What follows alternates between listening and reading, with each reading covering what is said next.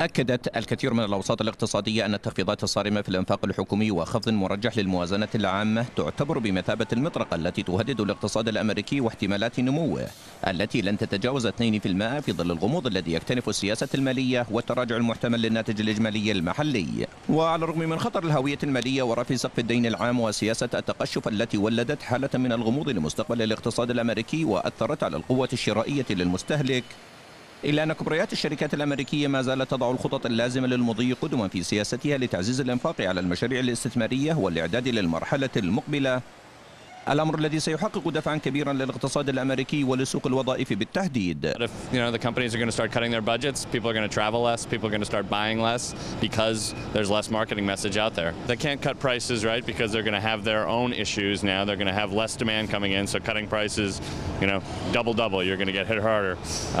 I think they're going to have to continue to market, and that's going to be a very hard problem for each company to try to figure out. ووفقا لتلك الاستعدادات فقد بدت الشركات الأمريكية أكثر ثقة بقدرة الاقتصاد الأمريكي على تجاوز الأزمة الحالية، وباشرت بإعداد خطط بديلة لزيادة في الإنفاق على المشاريع الاقتصادية لأكثر من $1,600,000,000 للعام الحالي، بمعدل يزيد بقليل عن العام الماضي، متكيفة بذلك مع الوضع الاقتصادي الراهن المبني على تراجع القدرة الشرائية للمستهلك المثقل بالديون والذي يواجه خفضا في الدعم الحكومي المقدم له. Until there is some certainty, US corporations are not going to spend.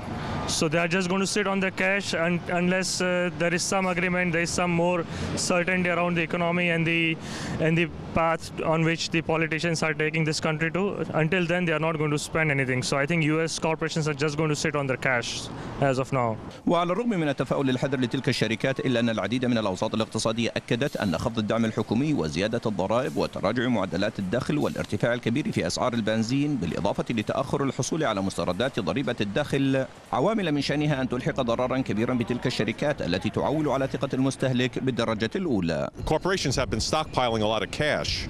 They have the money. I don't know what they're waiting for, but people are suffering without jobs. So if they start addressing needs that we have here, that's good. And I hope we'll have more manufacturing in the US. That's what we need. So maybe now the corporations can stand on their own feet a little more. ومع إدراكهم لجسامة تلك المخاطر، إلا أن قادة الحزب الجمهوري في الكونغرس يؤكدون بأنه لا بديل عن تلك الإجراءات القاسية التي تهدف لخفض العجز المالي للحكومة الفيدرالية إلى $900 مليار مع نهاية العام الحالي، على أن تصل نهاية العام المقبل ل $800 مليار. I think there's some of the spending cuts that are good and they're necessary, but I think they're going in the wrong direction in some other areas. So I think there's still some work to be done. I think there's still some more bipartisan work that needs to be done for the government in general to meet together. ومع ذلك فقد استبعدت العديد من الأوساط الاقتصادية أن يتم تطبيق تلك التخفيضات في الإنفاق الحكومي بشكل صارم، إلا أنها أكدت في ذات الوقت بأن العبء الأكبر سيقع على كاهل المستهلك الأمريكي والشركات الكبرى التي يجب عليها أن تتعامل بإيجابية مع تطورات الوضع الراهن. حسن زيتون، الإخبارية، نيويورك.